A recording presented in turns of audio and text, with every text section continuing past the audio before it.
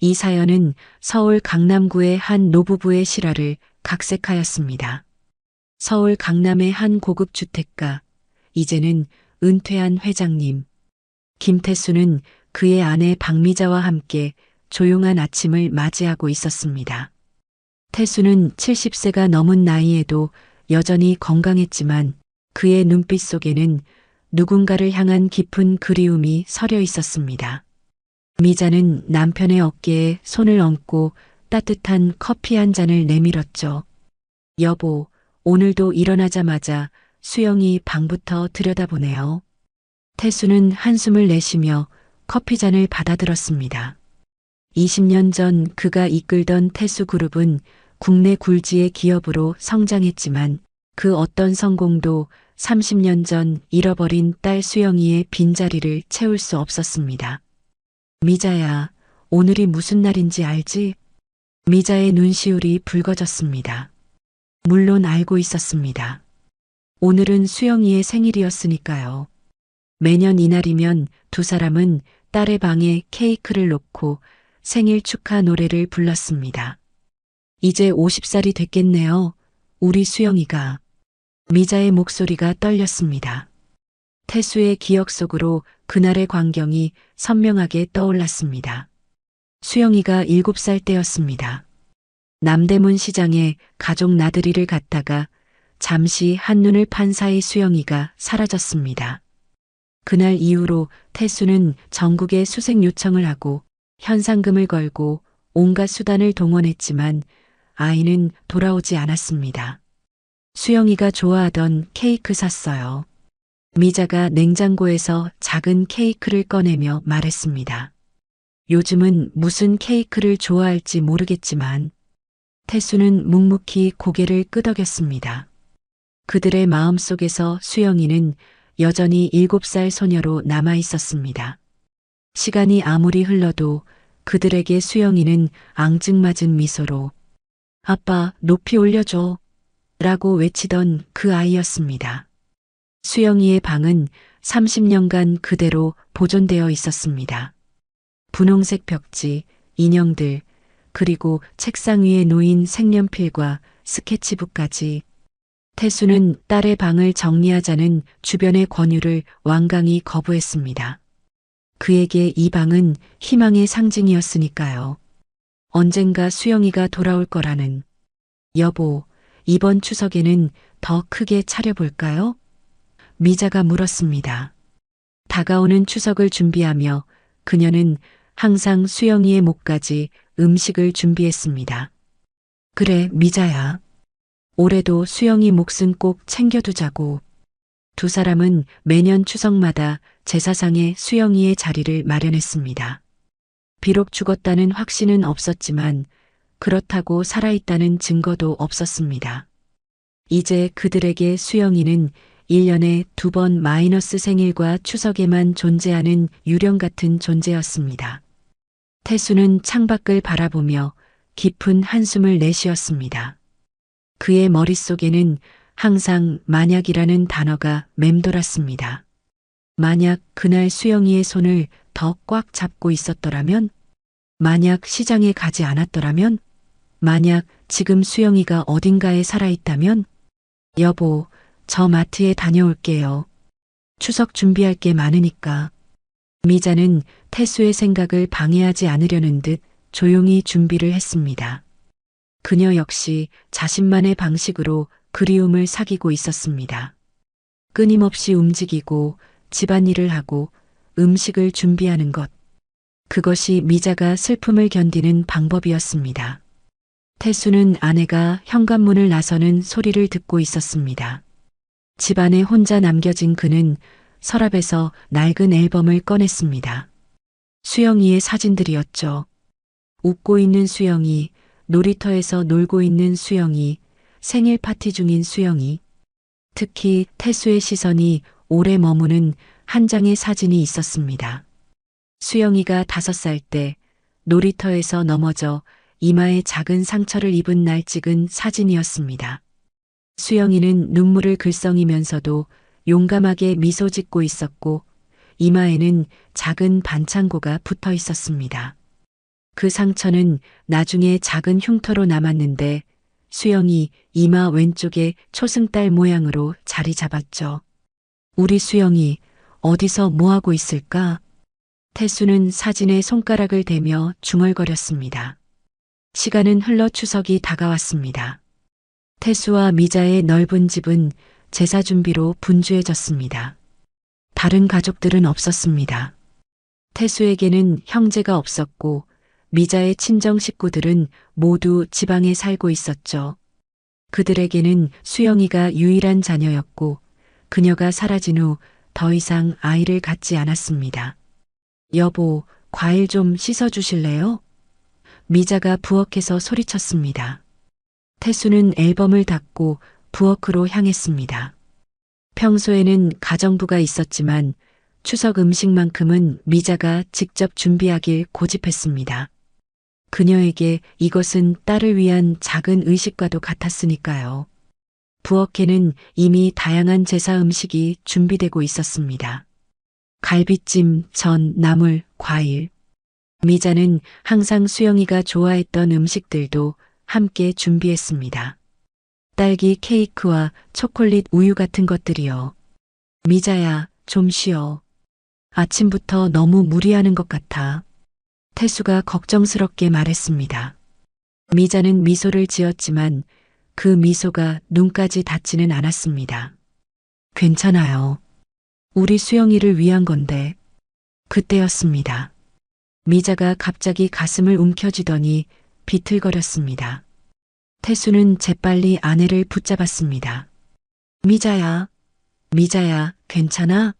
어디가 아파? 미자는 대답하지 못했습니다. 그녀의 얼굴은 창백해졌고 숨을 헐떡이고 있었습니다. 태수는 당황한 나머지 잠시 얼어붙었지만 곧 정신을 차리고 전화기를 집어 119에 전화를 걸었습니다. 여보세요? 제 아내가 갑자기 쓰러졌어요. 가슴을 움켜쥐고. 네, 주소는. 태수의 손이 떨렸습니다. 그는 미자의 손을 꽉 잡고 그녀의 이름을 계속해서 불렀습니다. 미자는 희미하게 눈을 떴다 감았다 했지만 제대로 된 대답은 없었습니다. 미자야, 제발. 구급차 금방 올 거야. 조금만 참아. 태수의 마음은 공황 상태였습니다. 이미 딸을 잃은 그에게 아내마저 잃는다는 생각은 견딜 수 없는 것이었습니다. 그는 미자의 이마에 맺힌 땀을 닦아주며 간절히 기도했습니다. 구급차 사이렌 소리가 들리기 시작했고 곧 응급구조대원들이 문을 두드렸습니다. 태수는 서둘러 문을 열었고 구조대원들은 미자의 상태를 신속하게 체크했습니다. 혈압이 많이 불안정합니다. 바로 병원으로 모셔야겠습니다. 구급차는 빠른 속도로 도로를 달렸습니다. 태수는 미자의 손을 꼭 잡은 채 멍한 표정으로 창밖을 바라보았습니다. 30년 전 수영이를 잃었을 때의 공포가 다시 그를 엄습했습니다. 괜찮으실 겁니다. 병원에 곧 도착합니다. 구급대원의 말에 태수는 고개를 끄덕였지만 그의 마음은 이미 최악의 상황을 그리고 있었습니다. 구급차가 대형 종합병원 응급실 앞에 멈추자 의료진들이 재빨리 미자를 들것에 실어 안으로 옮겼습니다. 태수는 허둥지둥 뒤를 따랐습니다. 응급실은 북적거리고 있었고 다양한 의료기기 소리와 환자들의 신음소리가 뒤섞여 있었죠. 환자 상태가 어떻습니까? 응급실 의사가 구급대원에게 물었습니다. 70대 여성, 급성 흉통과 호흡곤란을 호소하셨습니다. 현장 혈압 155버 95, 맥박 110. 의사는 신속하게 미자의 상태를 확인하기 시작했습니다. 태수는 응급실 입구에서 발만 동동 구르고 있었죠. 간호사가 다가와 등록을 위한 서류를 건넸지만 태수의 손은 너무 떨려 펜을 제대로 잡을 수도 없었습니다. 선생님, 제가 도와드릴게요. 간호사의 친절한 제안에 태수는 안도의 한숨을 내쉬었습니다. 잠시 후 젊은 여의사가 태수에게 다가왔습니다. 서른 후반쯤 되어 보이는 그녀는 침착하면서도 따뜻한 미소를 지니고 있었습니다. 김태수님이시죠? 박미자 환자분의 보호자 되시나요? 저는 심장내과 전문의 이지연입니다. 태수는 긴장한 모습으로 고개를 끄덕였습니다. 제 아내가 어떤가요? 괜찮은 거겠죠? 현재 검사 중이에요. 아마도 협심증이나 심근경색의 가능성이 있습니다. 하지만 정확한 진단을 위해 몇 가지 검사가 더 필요해요. 지금 심전도와 혈액 검사를 진행하고 있습니다. 태수의 얼굴이 창백해졌습니다. 심장. 그는 무섭고 낯선 의학 용어들이 머릿속을 맴돌았습니다. 이지연 의사는 그의 상태를 살피더니 부드럽게 어깨를 짚었습니다. 너무 걱정하지 마세요. 빠르게 발견하고 치료를 시작한다면 좋은 결과를 기대할 수 있어요. 지금은 최선을 다하고 있으니 잠시 저 대기실에서 기다려 주시겠어요? 태수는 순순히 대기실로 향했습니다. 하지만 그의 발걸음은 무거웠고 심장은 미친 듯이 뛰고 있었습니다. 대기실 의자에 앉은 태수는 양손으로 얼굴을 감쌌습니다. 그의 마음은 혼란스러웠습니다. 수영이가 사라진 그날처럼 오늘도 무력함이 그를 짓눌렀습니다. 시간이 천천히 흘렀습니다. 1시간이 지났을까 이지연 의사가 다시 나타났습니다. 그녀의 표정은 조금 편안해져 있었습니다. 김태수님, 다행히 심근경색은 아닌 것 같습니다. 불안정형 협심증으로 보이는데 환자분을 중환자실로 옮겨 경과를 지켜보려고 해요. 태수는 안도의 한숨을 내쉬었습니다. 하지만 그의 시선이 우연히 이지연 의사의 이마에 멈췄습니다. 그곳에는 작은 흉터, 초승달 모양의 흉터가 있었습니다. 태수의 심장이 멈추는 듯 했습니다. 그 흉터. 태수의 목소리가 떨렸습니다. 이지연 의사는 무의식적으로 이마를 만지며 미소 지었습니다. 아, 이거요? 어릴 때 생긴 거예요. 사실 기억도 잘 안 나요. 태수의 눈에 갑자기 눈물이 고였습니다. 그의 머릿속에는 수영이의 이마에 생긴 초승달 모양 흉터가 선명하게 떠올랐습니다. 그것은 너무나 비슷했습니다. 혹시 태수는 말을 이어가지 못했습니다. 그의 시야가 흐려지고 다리에 힘이 빠졌습니다. 김태수님, 괜찮으세요? 이지연 의사의 목소리가 멀리서 들려왔습니다. 태수는 마지막 순간 수영아 라는 단어를 내뱉고는 쓰러졌습니다. 그의 의식이 흐려지는 동안 그는 수영이의 웃는 얼굴과 이지연 의사의 얼굴이 겹쳐지는 것을 보았습니다. 태수가 다시 의식을 찾았을 때 그는 병실 침대에 누워 있었습니다. 주변에는 여러 의료 장비들이 놓여 있었고 창밖으로는 이미 저녁 노을이 지고 있었습니다. 정신이 드세요? 부드러운 여성의 목소리가 들렸습니다. 태수는 천천히 고개를 돌려 목소리의 주인공을 바라보았습니다.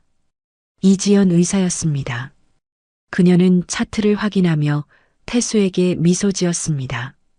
다행히 큰 문제는 없으신 것 같아요. 스트레스와 과로로 인한 일시적인 현기증이었던 것 같습니다. 혈압도 약간 높으셨고요. 태수는 천천히 상황을 받아들이며 몸을 일으켰습니다. 미자는, 제 아내는요? 안정을 취하고 계세요. 다행히 심각한 상태는 아닙니다. 몇 가지 약물 치료를 시작했고 경과를 지켜보고 있어요. 태수는 안도했지만 그의 시선은 계속해서 이지연 의사의 이마로 향했습니다. 그 흉터, 너무나 익숙했습니다. 선생님, 실례지만 혹시 입양되셨나요? 이지연 의사의 눈이 커졌습니다. 그녀는 잠시 침묵했다가 천천히 고개를 끄덕였습니다. 네. 어떻게 아셨죠? 태수의 심장이 빠르게 뛰기 시작했습니다. 그의 손이 떨렸습니다. 혹시 몇 살이신가요? 37이요. 이지연은 점점 더 혼란스러워 보였습니다.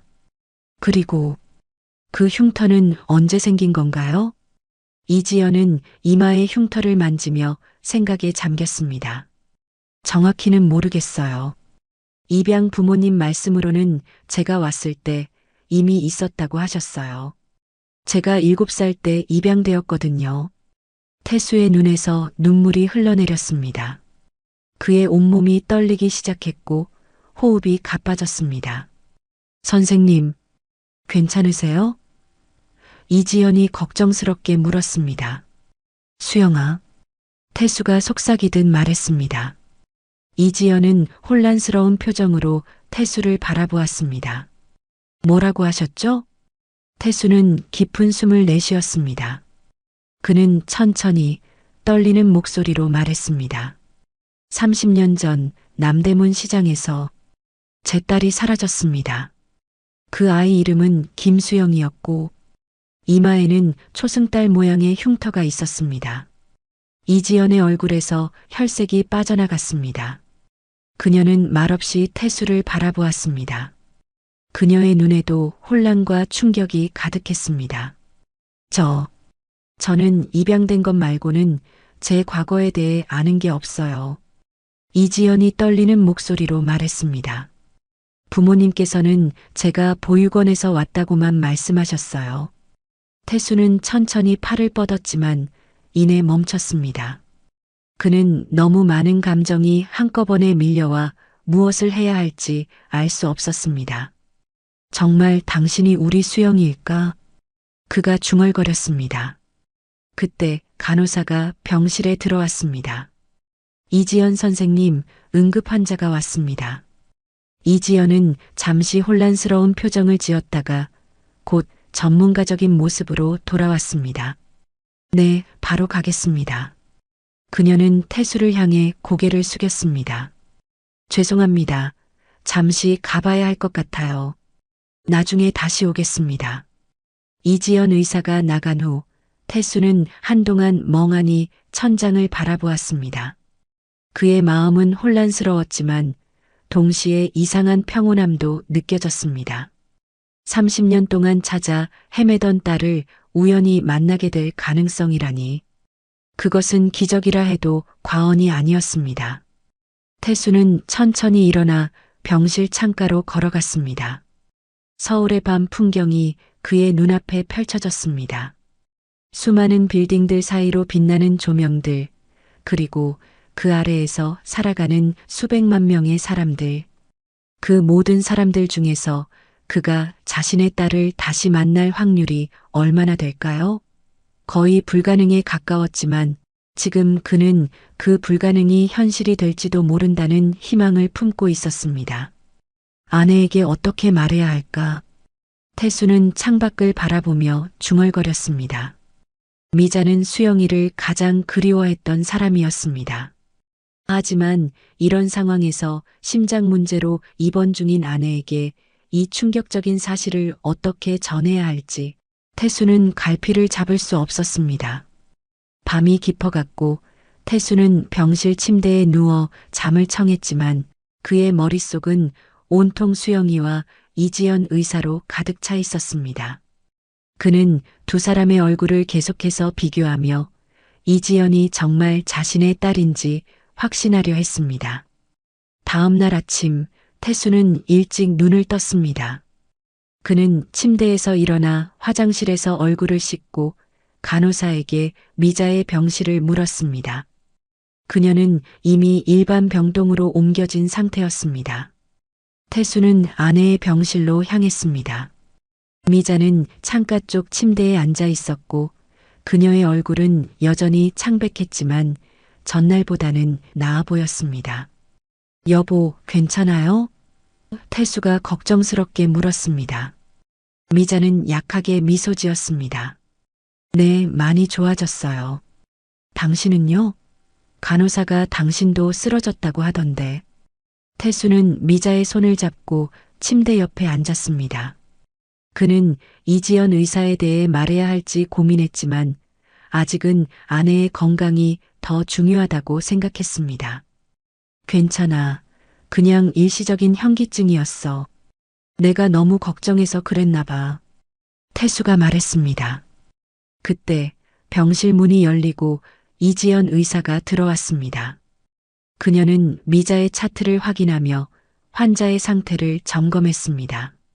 태수의 시선이 이지연에게 고정되었고 미자는 그것을 놓치지 않았습니다.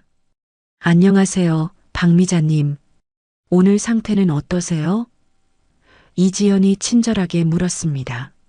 많이 좋아졌어요, 선생님. 덕분에요. 미자가 대답했습니다. 이지연은 미자의 맥박과 혈압을 확인한 후 태수에게도 가벼운 인사를 건넸습니다. 그러나 그녀의 눈빛에는 어제의 대화로 인한 혼란이 여전히 남아 있었습니다. 두 분 모두 안정을 취하시는 게 좋겠습니다. 특히 박미자님은 적어도 2, 3일은 더 입원하셔야 할 것 같아요. 이지연이 말했습니다. 태수는 고개를 끄덕였고 이지연은 차트를 정리한 후 병실을 나갔습니다. 그녀가 나간 후 미자가 태수를 바라보았습니다. 여보, 무슨 일 있어요? 그 선생님을 이상하게 바라보더라고요. 태수는 한숨을 쉬었습니다. 아내에게 진실을 말해야 할 때가 왔습니다. 하지만 어떻게 시작해야 할지 그는 망설였습니다. 미자야, 내가 어제 그 의사 선생님을 보고 뭔가 깨달은 것 같아. 태수가 조심스럽게 말했습니다. 미자는 남편의 표정을 유심히 살폈습니다. 여보, 무슨 말이에요? 태수는 아내의 손을 꼭 잡았습니다. 마음을 가다듬고 천천히 말을 이어갔습니다. 그 의사 선생님, 이마에 흉터가 있어. 초승달 모양으로. 수영이의 흉터와 똑같은 자리에. 미자의 눈이 커졌습니다. 그녀는 남편의 말을 곧바로 이해했지만 그 의미를 받아들이기에는 너무 큰 충격이었습니다. 여보, 설마. 나도 처음에는 믿기 어려웠어. 태수는 떨리는 목소리로 말했습니다. 하지만 그 흉터를 보는 순간 수영이가 생각났어. 그리고 물어봤지. 그 선생님은 입양됐대. 37살이고. 미자의 입에서 작은 신음이 새어나왔습니다. 그녀의 손이 떨렸고 눈가에 눈물이 맺혔습니다. 정말 우리 수영이일까요? 확실한 건 아직 모르지만 너무 많은 우연이 겹쳤어. 태수는 깊은 숨을 내쉬었습니다. 입양된 나이도 7살이라고 하고 수영이가 사라진 나이와 같아. 미자는 놀라움과 혼란 그리고 희망이 뒤섞인 표정으로 태수를 바라보았습니다. 그녀의 손은 자신도 모르게 가슴을 누르고 있었고 심장은 빠르게 뛰고 있었습니다. 여보, 진정해. 너무 흥분하면 안 돼. 태수가 걱정스럽게 말했습니다. 어떻게 진정해요? 미자의 목소리가 떨렸습니다. 30년이에요. 30년 동안 매일 밤 꿈에서 보던 우리 수영이가 정말 그 선생님이 우리 아이일까요? 태수는 고개를 천천히 끄덕였습니다. 나도 확신할 수는 없어. 하지만 가능성은 충분히 있어 보여. 미자의 눈에서 눈물이 흘러내렸습니다. 그녀는 떨리는 손으로 눈물을 닦았습니다. 어떻게 해야 하죠? 그냥 가서 당신이 우리 딸이에요라고 말할 수는 없잖아요. 태수는 아내의 손을 꼭 잡았습니다. 그도 같은 고민을 하고 있었습니다. 이런 상황을 어떻게 접근해야 할지 그는 정말 알 수 없었습니다. 천천히 진행하자. 먼저 그 선생님과 대화를 더 나눠보고. 그때 병실 문이 열렸고 이지연 의사가 다시 들어왔습니다. 그녀는 태수 부부가 심각한 대화를 나누고 있었다는 것을 알아차리고 잠시 주춤했습니다. 죄송합니다. 방해했나요? 이지연이 물었습니다. 태수와 미자는 동시에 고개를 들었고 두 사람 모두 이지연을 새로운 시선으로 바라보았습니다. 미자의 눈에서는 눈물이 멈추지 않았고 태수는 혼란스러운 표정을 감추지 못했습니다. 이지연은 그들의 이상한 반응에 당황한 듯 했지만 전문가다운 태도를 유지했습니다. 박미자님, 혈액 검사 결과가 나왔어요. 약간의 이상 수치가 있어서 약을 추가로 처방하려고 합니다. 미자는 대답하지 못하고 그저 이지연을 바라보았습니다. 그녀의 눈에는 자신의 딸일지도 모르는 이 여성의 얼굴 구석구석을 담아두려는 듯한 간절함이 있었습니다. 태수가 상황을 수습했습니다. 네, 알겠습니다. 선생님, 그런데 혹시 잠시 시간 좀 내주실 수 있을까요? 드릴 말씀이 있습니다. 이지연은 잠시 망설이다가 고개를 끄덕였습니다. 지금은 다른 환자들 회진이 있어서 점심시간 이후에 다시 찾아뵐게요. 네, 감사합니다. 태수가 말했습니다. 이지연 의사가 나간 후 미자는 남편에게 물었습니다. 여보, 어떻게 말할 거예요? 태수는 깊은 생각에 잠겼습니다. 우선 유전자 검사를 제안해 볼까 해. 그게 가장 확실한 방법일 테니까. 미자는 천천히 고개를 끄덕였습니다. 그녀의 눈에는 기대와 불안이 뒤섞여 있었습니다. 만약 정말 우리 수영이라면. 태수는 아내의 말을 끝맺지 못하게 손을 들었습니다. 너무 기대하지 말자. 아직 확실한 것은 아무것도 없어. 하지만 그의 말과는 달리 태수의 가슴 속에도 이미 큰 기대와 희망이 자라나고 있었습니다. 30년 동안 그토록 찾아 헤맸던 딸이 그것도 의사가 되어 자신들 앞에 나타났다는 것이 가능한 일일까요? 너무 영화 같은 이야기처럼 느껴졌지만 그는 그 가능성에 모든 것을 걸고 싶었습니다. 시간이 천천히 흘러갔습니다. 태수는 미자의 병실에 함께 있었고 두 사람은 이지연 의사에 대한 이야기를 나누었습니다. 그들은 수영이의 어린 시절 모습을 떠올리며 이지연의 모습과 비교했습니다. 얼굴 생김새, 목소리 톤, 행동 방식, 모든 것이 단서가 될 수 있었습니다. 이마의 흉터 외에도 손가락이 좀 닮았어요. 미자가 중얼거렸습니다. 수영이는 새끼손가락이 살짝 휘어 있었는데 다음에 선생님을 만나면 잘 살펴봐야겠네. 태수가 대답했습니다.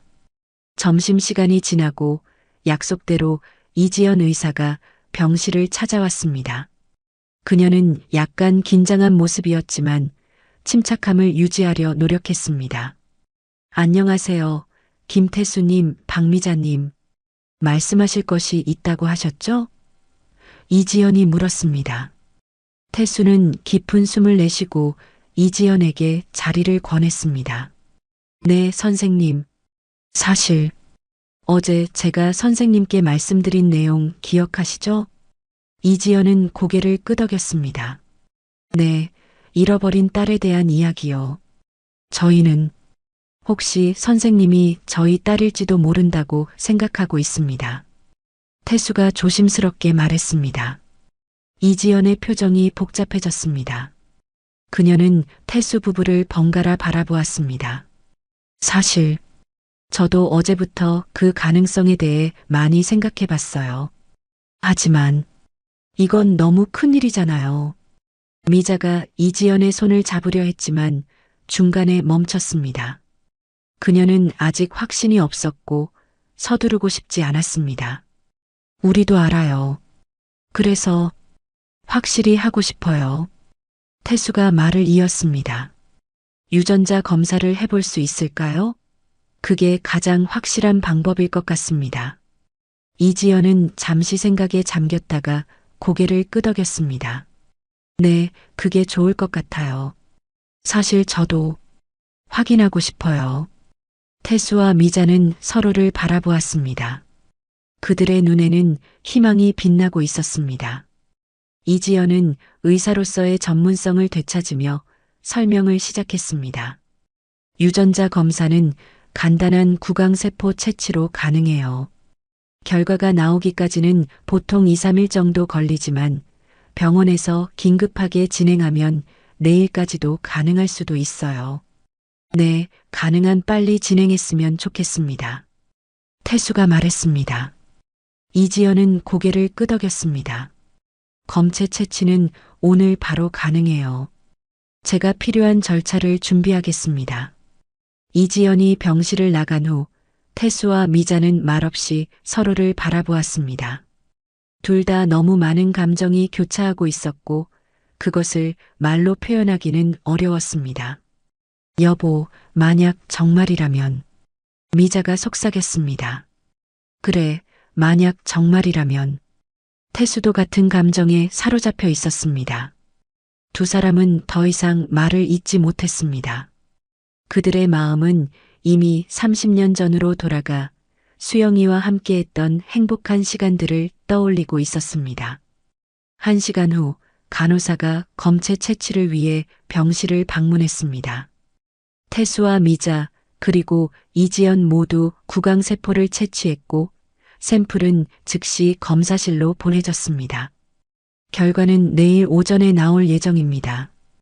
이지연이 설명했습니다. 그때 다시 찾아뵙겠습니다. 태수와 미자는 고개를 끄덕였습니다. 하루라는 시간이 그들에게는 영원처럼 느껴졌지만 30년을 기다린 그들에게 이제 하루쯤은 참을 수 있을 것 같았습니다. 이지연이 병실을 나가려 할 때 미자가 그녀를 불렀습니다. 선생님, 이지연이 돌아보았습니다. 혹시 자신의 과거에 대해 얼마나 알고 계신가요? 미자가 조심스럽게 물었습니다. 이지연의 눈에 슬픔이 스쳤습니다. 많지 않아요. 제가 7살 때 보육원에 왔다고 들었고 그곳에서 현재의 제 부모님께 입양됐어요. 그 이전의 기억은 거의 없어요. 전혀 없나요? 태수가 물었습니다. 이지연은 잠시 생각에 잠겼습니다. 가끔 아주 흐릿한 기억들이 있어요.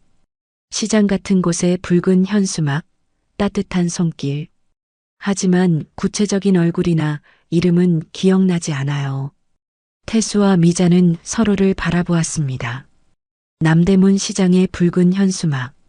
그날 시장에는 정말 붉은 현수막이 걸려 있었습니다. 내일 뵙겠습니다. 이지연이 작별 인사를 하고 병실을 나갔습니다. 태수와 미자는 밤이 깊어갈수록 더욱 초조해졌습니다. 태수는 병실에 설치된 간이 침대에서 밤을 보내기로 했습니다. 미자는 계속해서 수영이의 어린 시절 모습을 떠올리며 이지연 의사와의 유사점을 찾으려 했습니다. 여보, 그 선생님 웃는 모습이 수영이를 닮았어요. 미자가 중얼거렸습니다. 태수는 고개를 끄덕였습니다. 그래, 나도 그렇게 느꼈어. 두 사람은 밤새 거의 잠을 이루지 못했습니다. 태수는 여러 번 자리에서 일어나 병실 창가에 서서 바깥을 바라보았고 미자는 침대에 누운 채 천장을 응시하며 생각에 잠겼습니다. 이튿날 아침 병실 문을 두드리는 소리가 들렸습니다. 태수와 미자는 동시에 고개를 돌려 문을 바라보았습니다. 이지연 의사가 서류 봉투를 들고 들어왔습니다. 안녕하세요. 이지연이 인사했습니다. 그녀의 표정은 평소보다 더 진지해 보였습니다. 결과가 나왔나요? 태수가 목이 메어 물었습니다. 이지연은 고개를 끄덕였습니다. 그녀는 서류 봉투에서 결과지를 꺼내 잠시 확인한 후 천천히 고개를 들었습니다. 검사 결과에 따르면 이지연의 목소리가 떨렸습니다. 저는 두 분의 친자입니다. 순간 병실은 완전한 침묵에 빠졌습니다. 시간이 멈춘 것만 같았습니다. 태수와 미자는 말을 잃고 이지연을 바라보았고 이지연 역시 복잡한 감정에 휩싸인 채 그들을 응시했습니다. 우리 수영이. 미자의 입에서 흐느낌이 터져 나왔습니다. 그녀는 떨리는 손으로 입을 가리며 눈물을 참지 못했습니다. 태수도 더 이상 감정을 억누를 수 없었습니다. 그의 눈에서도 눈물이 흘러내렸고 그는 천천히 일어나 이지연에게 다가갔습니다. 수영아, 태수가 떨리는 목소리로 말했습니다. 정말 내가 맞구나. 이지연 마이너스 아니 수영의 눈에도 눈물이 고였습니다.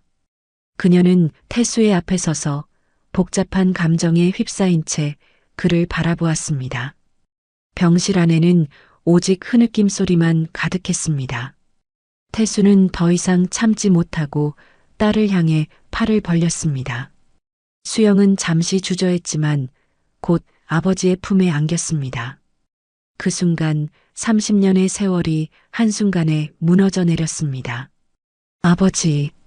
수영의 입에서 생소하지만 어딘가 익숙한 단어가 흘러나왔습니다. 그녀 자신도 놀랐지만 그 단어는 자연스럽게 그녀의 가슴에서 흘러나왔습니다. 미자는 병상에서 일어나려 했지만 몸이 따르지 않았습니다. 수영은 아버지의 품에서 빠져나와 어머니에게로 다가갔습니다. 미자의 손이 딸의 얼굴을 감쌌고 그녀는 수영의 얼굴 곳곳을 애잔하게 만져보았습니다. 우리 아가, 우리 수영이. 미자는 말을 잇지 못하고 흐느꼈습니다. 수영은 어머니의 손을 자신의 뺨에 가져다 대며 눈물을 흘렸습니다. 그녀의 마음은 혼란스러웠지만 동시에 이상한 안정감도 느껴졌습니다. 마치 오랫동안 잃어버렸던 퍼즐 조각을 찾은 것 같은 느낌이었습니다. 저는 잘 몰랐어요. 수영이 떨리는 목소리로 말했습니다.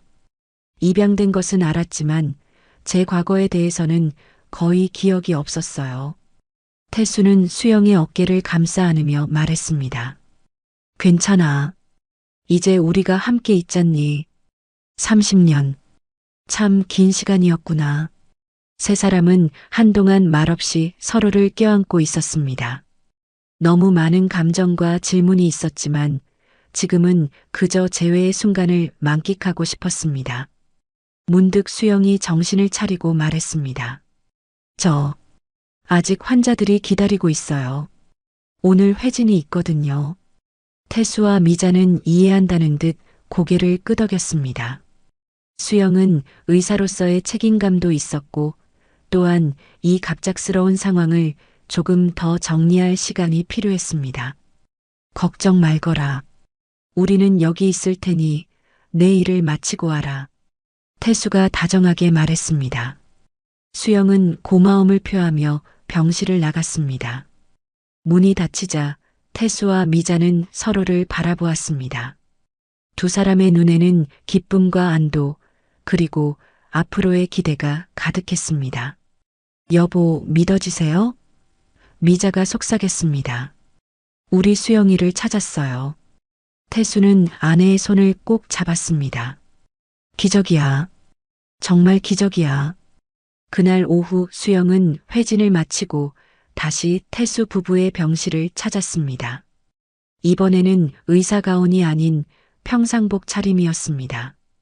그녀는 약간 수줍은 표정으로 병실에 들어섰습니다. 들어와도 될까요? 수영이 물었습니다. 당연하지. 태수가 자리에서 일어나 딸을 맞이했습니다. 수영은 조심스럽게 병실 의자에 앉았습니다. 그녀의 표정은 여전히 혼란스러웠지만 조금 더 편안해 보였습니다. 많은 생각을 했어요.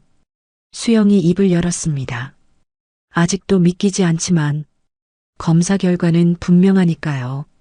태수와 미자는 말없이 딸의 이야기를 들었습니다. 그들은 수영에게 시간과 공간을 주고 싶었습니다. 제가 어떻게 사라지게 된 건가요? 수영이 조심스럽게 물었습니다. 태수는 깊은 한숨을 내쉬었습니다. 그날의 기억은 여전히 그를 괴롭혔습니다.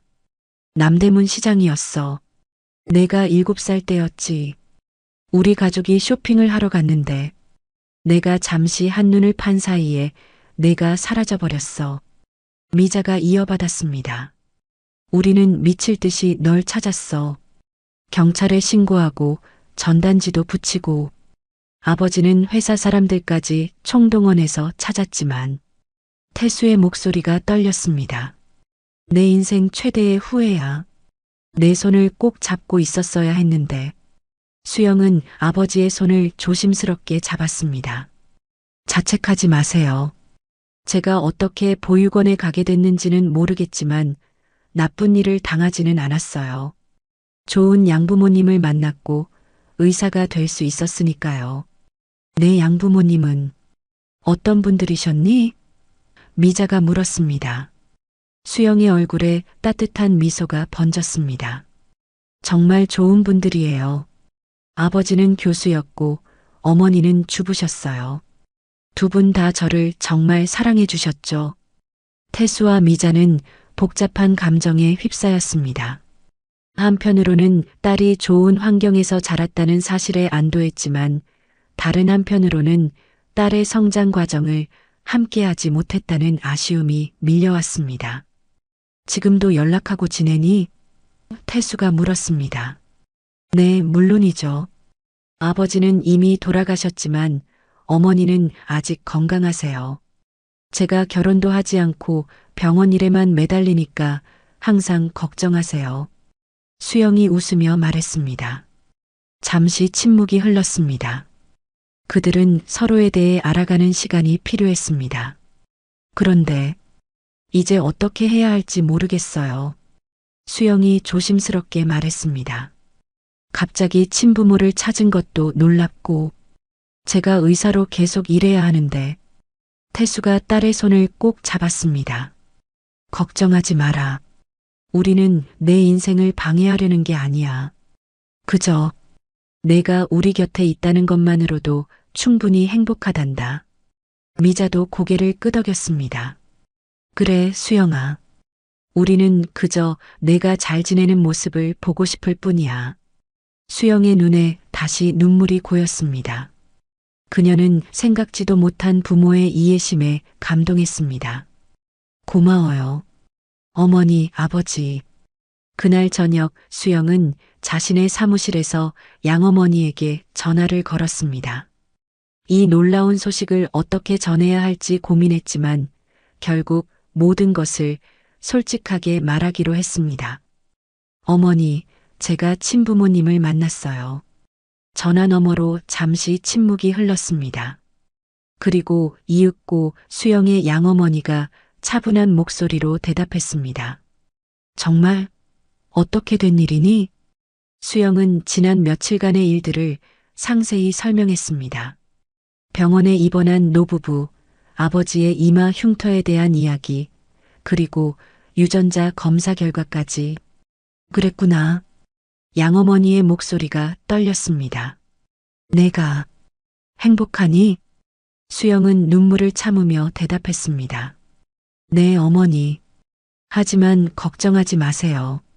어머니는 언제나 제 어머니예요. 그건 변하지 않아요. 알아, 수영아. 내가 친부모님을 만난 것은 정말 기쁜 일이야. 내가 늘 궁금해했잖니. 내 과거에 대해서. 수영은 양어머니의 이해심에 감사했습니다. 어머니, 곧 찾아뵐게요. 친부모님도 소개해드리고 싶어요. 그래, 기다릴게. 수영아, 너는 항상 우리의 자랑이었어. 앞으로도 그럴 거고. 전화를 끄는 수영은 한동안 사무실에 앉아 생각에 잠겼습니다. 갑자기 그녀의 삶은 완전히 달라졌습니다. 평생 궁금했던 과거의 조각들이 맞춰지기 시작했고, 이제 그녀에게는 두 쌍의 부모가 있었습니다. 다음 날 미자는 의사의 허락을 받아 퇴원 준비를 했습니다. 그녀의 상태는 많이 호전되었고, 집에서 안정을 취하라는 의사의 권고가 있었습니다. 수영아, 우리 집에 한번 와볼래? 태수가 딸에게 물었습니다. 내 방이 아직 그대로 있단다. 수영은 놀란 표정으로 두 사람을 바라보았습니다. 제 방이요? 미자가 부드럽게 미소 지었습니다. 그래, 아버지가 내가 돌아올 거라고 믿고 내 방을 그대로 보존했어. 수영은 말을 잇지 못했습니다. 그녀의 가슴 한편이 뭉클해졌습니다. 30년 동안 그녀를 기다려온 부모의 사랑이 얼마나 깊었는지 깨닫게 되었습니다. 네, 가고 싶어요. 수영이 마침내 대답했습니다. 그날 오후 수영은 근무를 마치고 태수 부부와 함께 그들의 집으로 향했습니다. 차 안에서 그녀는 창밖으로 흘러가는 서울의 풍경을 바라보며 생각에 잠겼습니다. 이 도시 어딘가에 그녀의 뿌리가 있었고 이제 그녀는 그것을 찾아가는 중이었습니다. 태수의 집은 강남의 고급 주택가에 위치해 있었습니다. 넓은 정원과 현대적인 건축 양식의 대저택이었습니다. 수영은 차에서 내려 집을 바라보며 잠시 긴장했습니다. 들어오렴.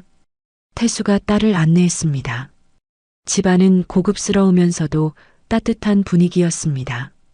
벽에는 가족 사진들이 걸려 있었고 그 중에는 어린 수영의 사진도 있었습니다.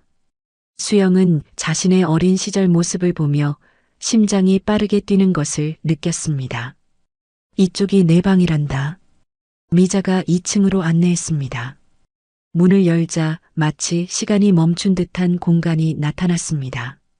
분홍색 벽지, 어린아이의 침대, 인형들, 그리고 작은 책상. 모든 것이 7살 소녀의 방 그대로였습니다. 수영은 방 안으로 조심스럽게 걸어 들어갔습니다. 그녀의 손이 침대 위의 인형을 만졌고 희미한 기억의 파편이 스쳐 지나갔습니다. 이 인형, 어딘가 익숙했습니다. 이건 제가 좋아했던 인형인가요? 수영이 물었습니다. 미자의 눈에 눈물이 고였습니다. 그래, 내가 어디를 가든 항상 들고 다녔어. 미미라고 불렀지. 미미. 수영이 중얼거렸습니다. 그 이름은 그녀의 가슴 깊은 곳에서 울림을 주었습니다. 태수는 서랍에서 낡은 앨범을 꺼냈습니다. 이건 내 앨범이야. 보고 싶니? 세 사람은 수영의 침대에 나란히 앉아 앨범을 펼쳤습니다. 그 안에는 수영의 성장 과정이 담겨 있었습니다. 첫돌 사진, 유치원 입학식, 가족여행. 모든 순간이 소중하게 기록되어 있었습니다. 이건 수영이 한 장의 사진을 가리켰습니다. 이 놀이터 기억나요? 제가 넘어져서 이마를 다쳤던 곳. 태수와 미자는 놀라움과 기쁨으로 서로를 바라보았습니다. 수영의 기억이 조금씩 돌아오고 있었습니다. 그래, 맞아. 태수가 감격에 찬 목소리로 말했습니다. 넌 그때 정말 용감했어. 눈물도 별로 흘리지 않았지. 수영은 자신의 이마의 흉터를 무의식적으로 만졌습니다. 그 상처는 그녀의 정체성의 일부였고, 이제는 과거와 현재를 연결해주는 물리적인 증거였습니다. 저녁이 되자 미자는 부엌에서 저녁 식사를 준비하기 시작했습니다. 태수는 수영에게 집 나머지 부분을 보여주었고 그의 회사와 가족의 역사에 대해 이야기했습니다. 내가 사라진 후에도 난 계속 널 찾았단다. 태수가 진지하게 말했습니다. 경찰과 사설 탐정을 고용하고 전국의 수색을 의뢰했어. 하지만 알아요, 아버지. 수영이 태수의 손을 잡았습니다. 자책하지 마세요. 제가 이렇게 건강하게 자랐잖아요. 태수의 눈에 눈물이 고였습니다. 그래. 내가 의사가 되어 사람들을 도울 수 있게 된 것도 자랑스럽구나. 저녁 식사 자리는 따뜻하고 화기애애한 분위기였습니다. 미자는 수영이 어릴 적 좋아했던 음식들을 기억해내어 정성껏 준비했습니다. 소갈비찜, 도토리묵 무침, 그리고 달걀말이까지. 모든 것이 수영에게는 낯설면서도 어딘가 익숙한 맛이었습니다. 이 달걀말이. 수영이 한 조각을 맛본 후 말했습니다. 정말 맛있어요. 어딘가 기억에 남아있는 맛인 것 같아요. 미자의 얼굴에 미소가 번졌습니다. 내가 가장 좋아했던 거였어. 항상 엄마 달걀말이 더 주세요라고 졸랐지.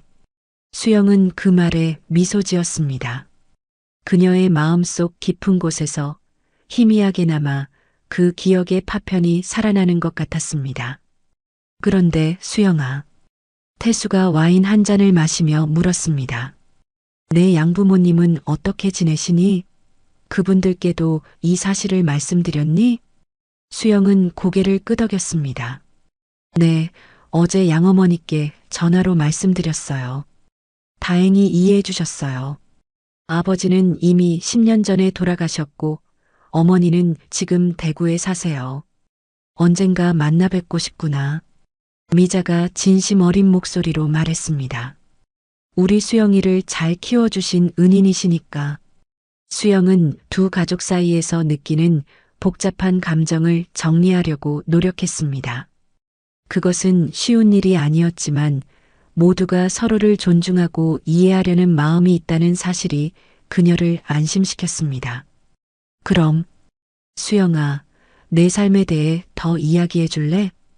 태수가 물었습니다. 우리가 놓친 30년의 시간 동안 무슨 일이 있었는지. 수영은 천천히 자신의 이야기를 풀어나갔습니다.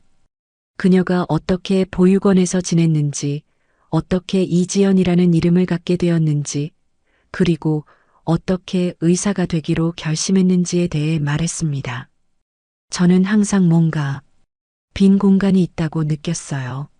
수영이 말했습니다. 제 과거에 대해 아무것도 모르니까. 그래서 의학을 선택했나 봐요. 다른 사람들을 치료하면서 제 자신의 상처도 치유하고 싶었던 것 같아요.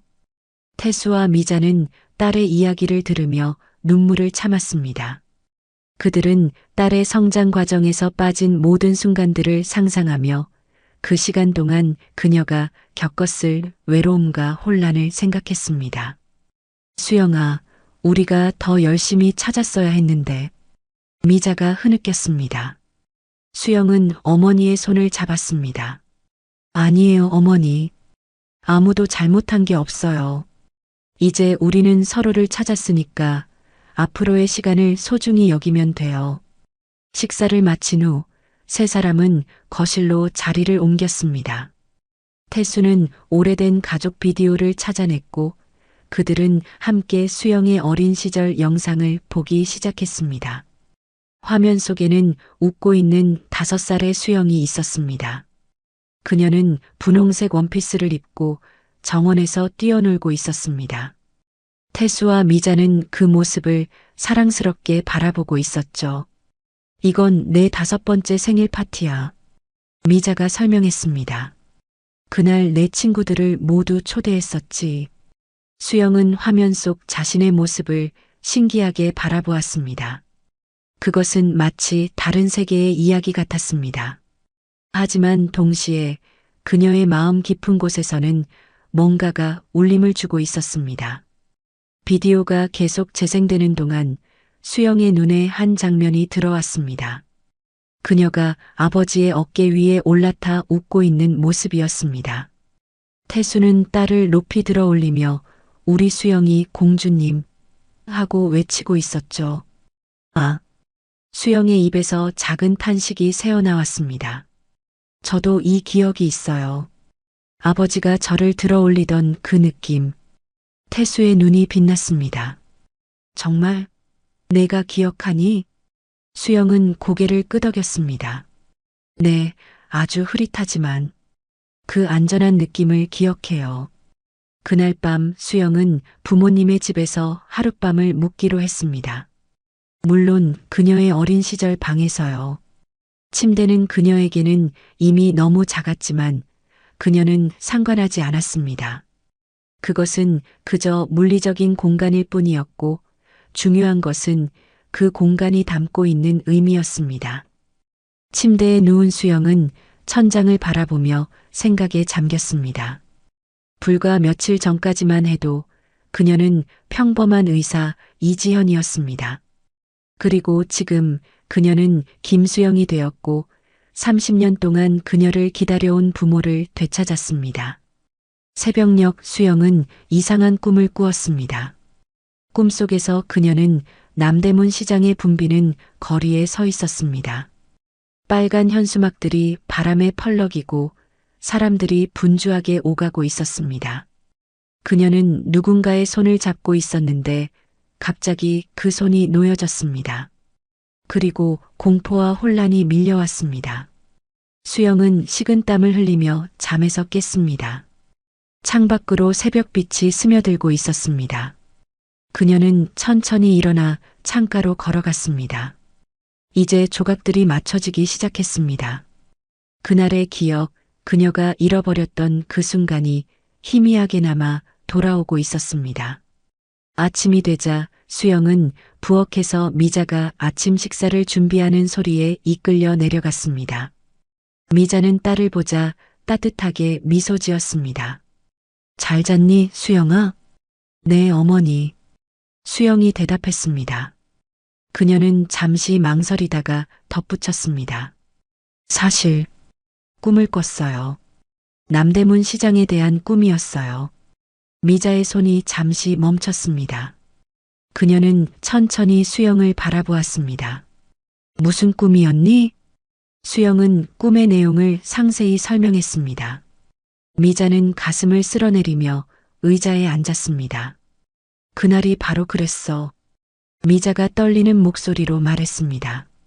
빨간 현수막이 있었고 내가 잠시 과일 가게를 볼 동안 아버지가 너와 함께 있었는데 수영은 어머니 옆에 앉아 그녀의 손을 잡았습니다.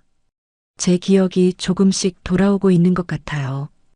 태수가 부엌에 들어왔을 때 그는 두 사람이 진지한 대화를 나누고 있는 것을 보았습니다. 그는 상황을 빠르게 파악하고 조용히 자리에 앉았습니다. 수영이가 그날의 꿈을 꿨대. 미자가 남편에게 설명했습니다. 태수의 표정이 심각해졌습니다. 수영아, 무슨 일이 있었는지 기억나니? 어떻게 보육원에 가게 됐는지. 수영은 고개를 저었습니다. 아직은 너무 흐릿해요. 시장에서 헤매던 기억, 누군가가 저를 데려가는 것 같은 느낌. 하지만 구체적인 얼굴이나 상황은 기억나지 않아요. 태수는 깊은 생각에 잠겼습니다. 혹시 경찰에 다시 문의해 볼까?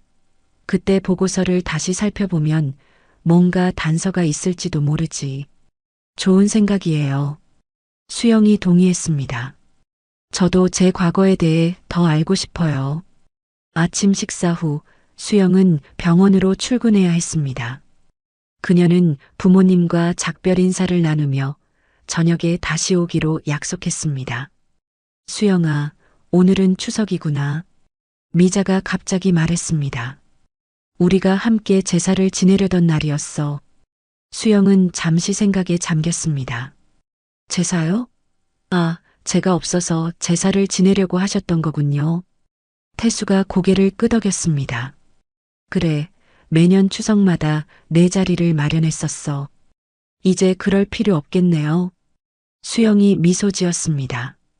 대신 우리 함께 추석 저녁을 보내요. 제가 일찍 퇴근할게요.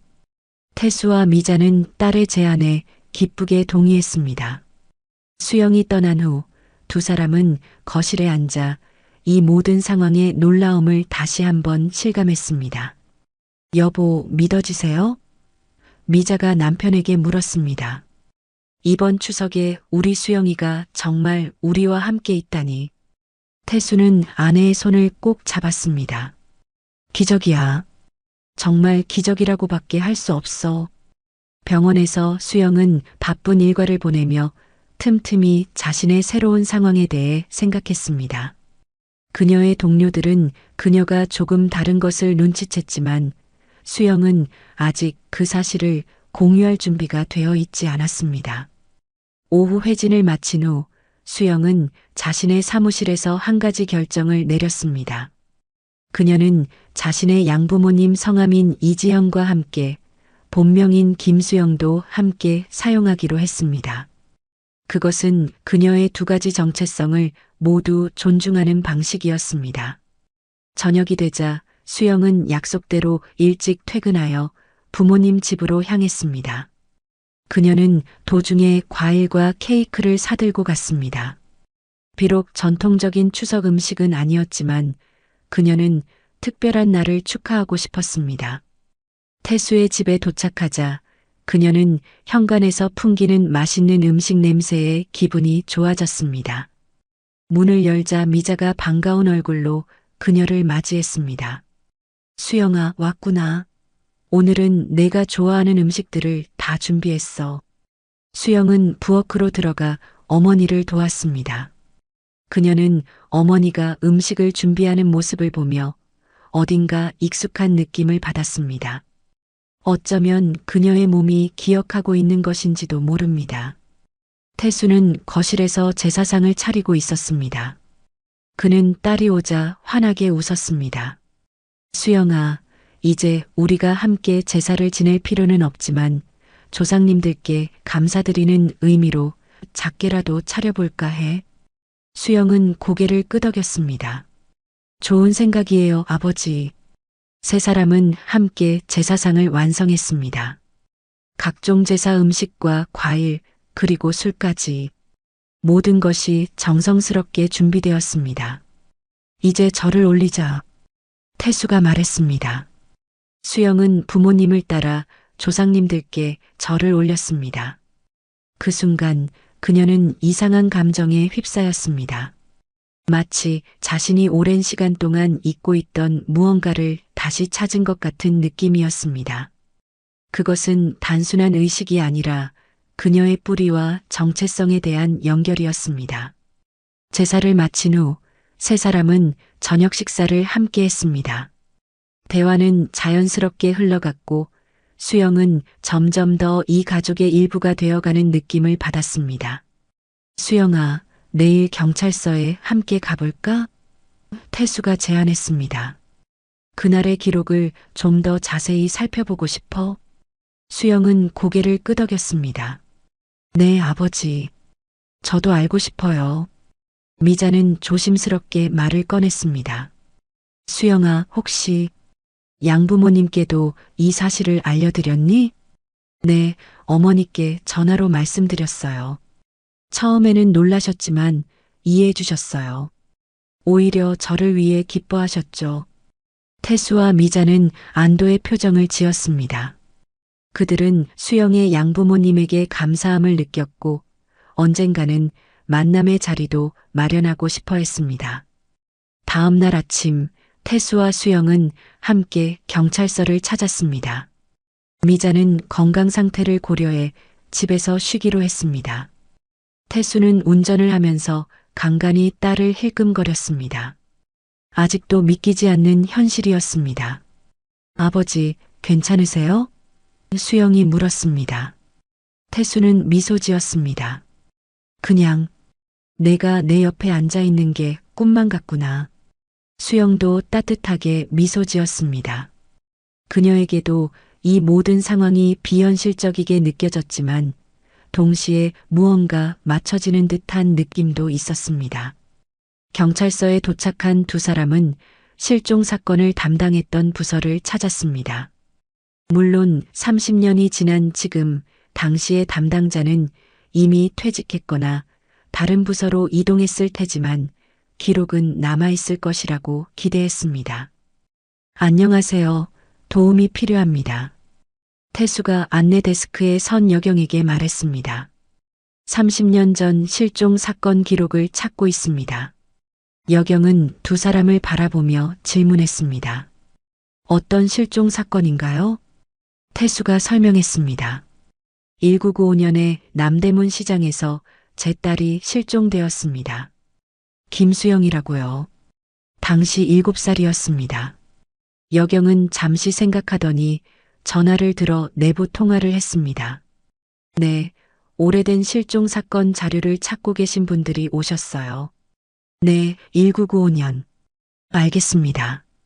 그녀는 전화를 끊고 태수와 수영에게 말했습니다. 잠시만 기다려주세요. 담당 형사님이 곧 내려오실 겁니다. 얼마 후 40대 후반으로 보이는 남자 형사가 내려왔습니다. 그는 친절한 표정으로 두 사람에게 다가왔습니다. 안녕하세요. 강민수 형사입니다. 오래된 실종 사건을 찾고 계신다고요? 태수가 고개를 끄덕였습니다. 네, 제 딸 김수영이의 실종 사건입니다. 1995년 남대문 시장에서요. 강 형사는 두 사람을 자세히 살펴보았습니다. 혹시 찾으셨나요? 태수의 눈에 눈물이 고였습니다. 네, 기적적으로. 이 사람이 바로 제 딸입니다. 강 형사의 눈이 커졌습니다. 그는 수영을 바라보았고 수영은 조용히 고개를 끄덕였습니다. 와, 정말 놀라운 소식이네요. 30년이 지났는데 강 형사는 감탄했습니다. 위로 오시죠. 자료를 찾아보겠습니다. 세 사람은 형사의 사무실로 이동했습니다. 강 형사는 컴퓨터에 정보를 입력한 후 잠시 기다렸습니다. 네, 여기 있네요. 김수영 실종 사건 1995년 5월 15일 남대문 시장. 형사가 화면을 보며 읽었습니다. 당시 담당은 박정훈 형사였군요. 지금은 퇴직하셨습니다. 혹시 사건 당시의 정황이나 수사 내용을 알 수 있을까요? 수영이 물었습니다. 강 형사는 화면을 더 살펴보았습니다. 여기 기록에 따르면 목격자가 한 명 있었네요. 시장 상인분이 어린 여자아이가 낯선 여성과 함께 가는 것을 봤다고 진술했습니다. 태수의 눈이 커졌습니다. 낯선 여성이요? 그 사람을 찾았나요? 강 형사는 고개를 저었습니다. 아쉽게도 그 이후의 단서는 없었던 것 같습니다. 당시 CCTV도 많지 않았고 수사가 오랫동안 지속되었지만 결국 미해결 사건으로 남았네요. 수영은 생각에 잠겼습니다. 낯선 여성. 그녀는 어렴풋이 기억나는 것이 있었습니다. 혹시 수영이 조심스럽게 말했습니다. 그 낯선 여성에 대한 설명이 더 있나요? 외모나 인상착의 같은. 강 형사는 다시 화면을 살폈습니다. 여기 보면 30대 중반의 여성, 검은 긴 머리, 갈색 코트를 입고 있었음이라고 기록되어 있네요. 수영의 심장이 빠르게 뛰기 시작했습니다. 그 묘사는 그녀의 희미한 기억 속 이미지와 일치했습니다. 아버지, 수영이 떨리는 목소리로 말했습니다. 그 여자를 기억하는 것 같아요. 태수가 놀란 표정으로 딸을 바라보았습니다. 정말?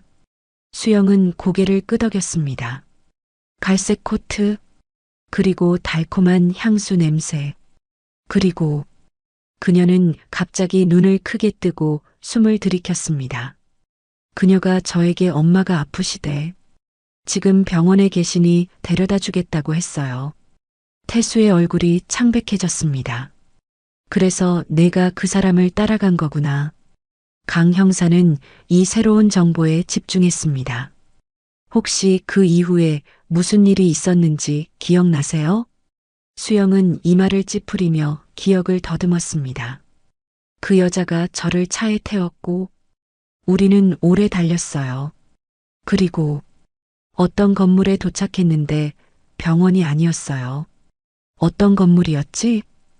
태수가 조심스럽게 물었습니다. 큰, 오래된 건물이었어요. 나중에 알게 된 것이지만 그곳이 보육원이었죠. 수영이 대답했습니다. 강 형사는 이 정보를 빠르게 메모했습니다. 어느 보육원인지 기억하세요? 수영은 고개를 끄덕였습니다. 천사의 집이라는 보육원이었어요. 지금은 없어졌다고 들었어요.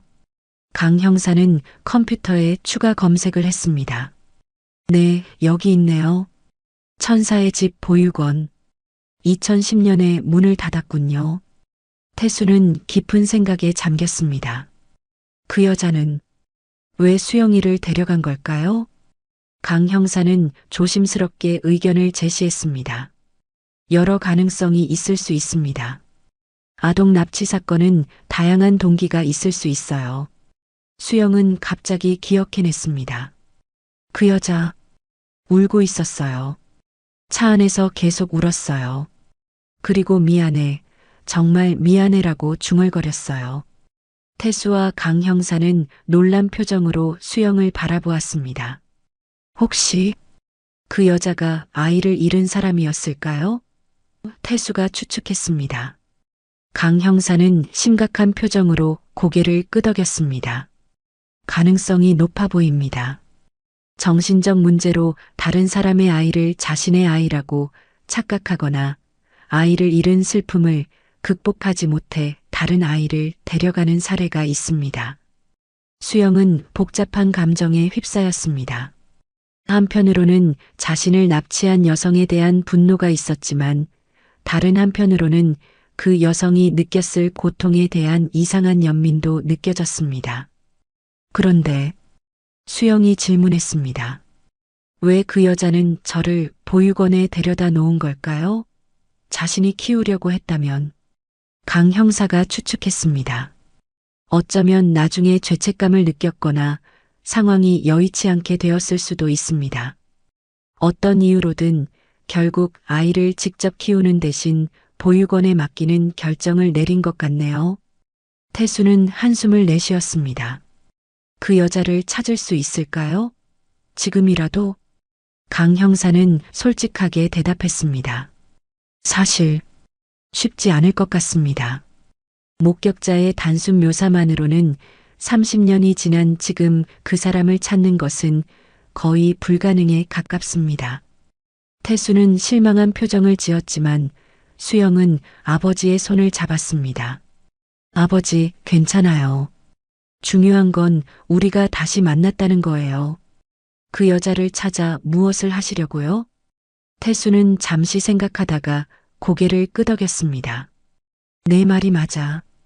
복수를 하려는 것도 아니고 그저 궁금했을 뿐이야. 강 형사는 두 사람을 바라보며 미소 지었습니다. 이렇게 오랜 시간이 지나 가족이 재회하는 경우는 정말 드뭅니다. 여러분의 사례는 많은 실종 가족들에게 희망이 될 거예요. 태수와 수영은 강 형사에게 감사 인사를 전하고 경찰서를 나왔습니다. 차로 돌아가는 길에 두 사람은 침묵에 잠겼습니다. 각자 자신의 생각 속에 빠져 있었죠. 수영아, 태수가 마침내 입을 열었습니다. 내가 그 시간 동안 괜찮았다는 것이 정말 다행이구나. 수영은 미소 지었습니다. 네, 저는 운이 좋았어요. 좋은 양부모님을 만났고 사랑받으며 자랐으니까요. 태수는 눈물을 참으며 말했습니다. 그래도 우리 가족으로서의 시간을 빼앗긴 거잖아. 내 성장 과정을 지켜보지 못했고. 아버지, 수영이 단호하게 말했습니다. 이제 그런 생각은 그만두세요. 우리에게는 앞으로의 시간이 있잖아요. 지나간 시간을 후회하기보다는 앞으로의 시간을 소중히 여기는 게 좋지 않을까요? 태수는 고개를 끄덕이며 감동한 표정을 지었습니다. 내가 정말 어른이 됐구나. 이렇게 현명한 딸을 두다니. 집으로 돌아가는 길에 수영은 창밖으로 흘러가는 서울의 풍경을 바라보았습니다.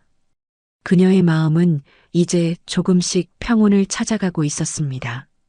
과거의 퍼즐 조각들이 하나둘씩 맞춰지면서 그녀는 자신의 정체성을 더 명확하게 이해하기 시작했습니다. 집에 도착하자 미자가 현관에서 그들을 기다리고 있었습니다. 그녀의 표정은 궁금함으로 가득했습니다. 어떻게 됐어요?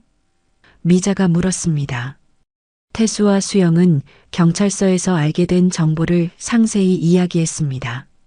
미자는 충격과 슬픔 그리고 안도감이 뒤섞인 표정으로 그들의 이야기를 들었습니다. 그 여자, 미자가 중얼거렸습니다. 아마도 큰 상처가 있었던 것 같네요. 수영은 어머니의 반응에 놀랐습니다.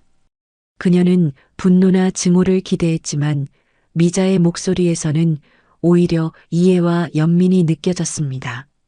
어머니, 화가 나지 않으세요? 수영이 물었습니다. 미자는 한숨을 내쉬었습니다. 물론 처음에는 엄청 화가 났을 거야.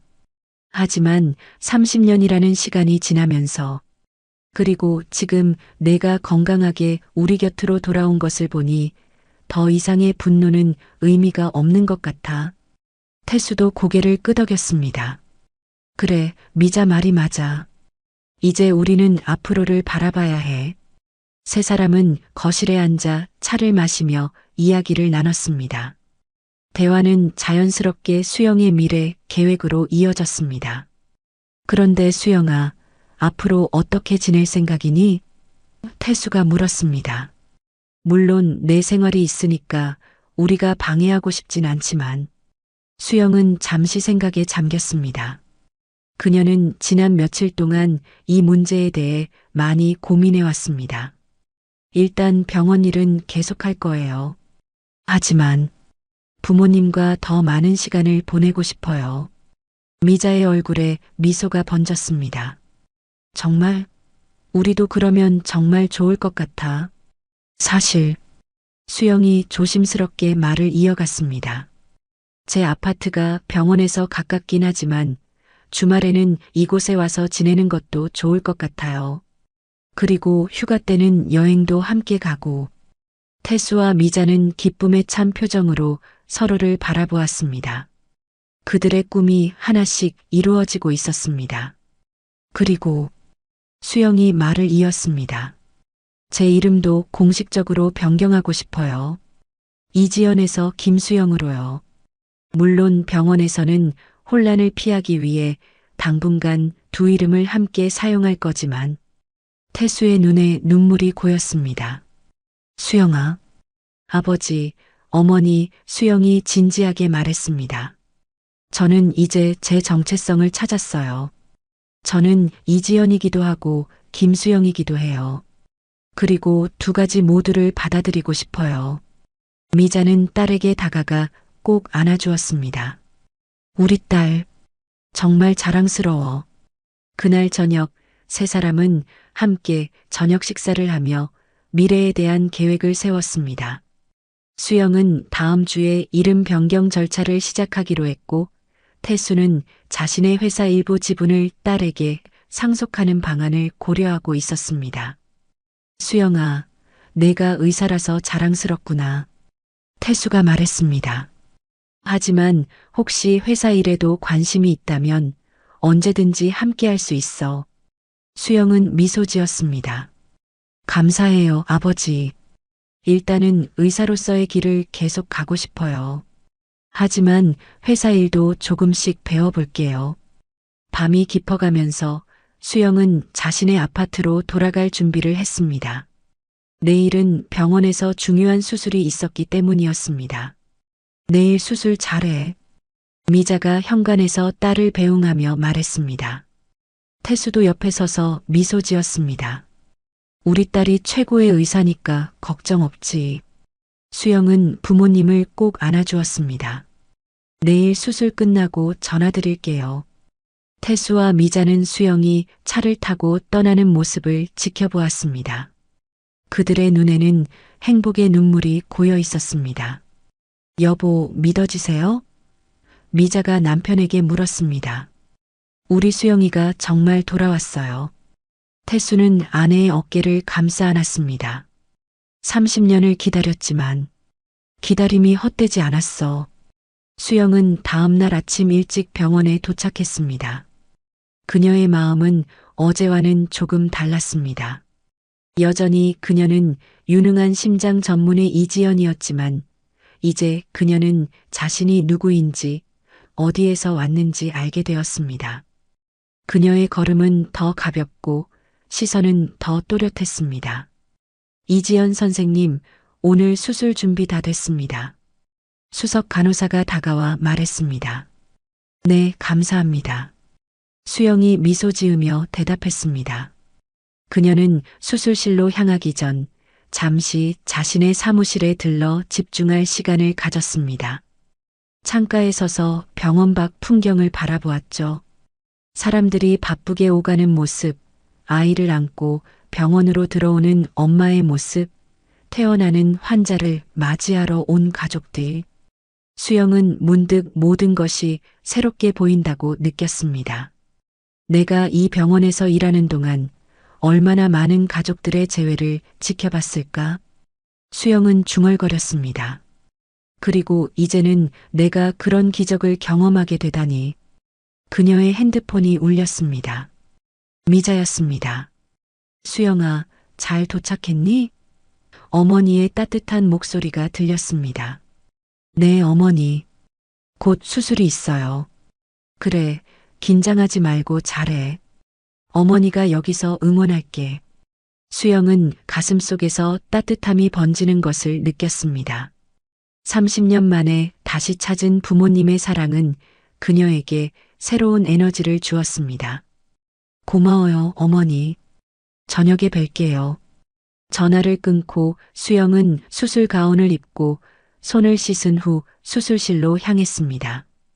오늘의 환자는 심장 판막 질환으로 고통받는 60대 남성이었습니다. 어려운 수술이지만 수영은 자신이 가진 모든 집중력과 기술을 발휘할 준비가 되어 있었습니다. 시작하겠습니다. 수영이 차분하게 말했고 수술은 순조롭게 진행되었습니다. 5시간 후 수영은 성공적으로 수술을 마치고 환자의 가족들에게 좋은 소식을 전했습니다. 환자의 아내와 딸이 기쁨의 눈물을 흘리며 그녀에게 감사의 말을 전했죠. 선생님 덕분에 우리 아버지가 살았어요. 정말 감사합니다. 수영은 그들의 기쁨을 보며 자신의 직업에 대한 자부심을 다시 한번 느꼈습니다. 의사로서 그녀는 많은 가족들에게 희망과 행복을 되돌려주는 역할을 했습니다. 그리고 이제 그녀 자신도 가족의 행복을 경험하고 있었죠. 사무실로 돌아온 수영은 의자에 앉아 깊은 숨을 내쉬었습니다. 오늘 하루가 길게 느껴졌지만 동시에 충만한 하루였습니다.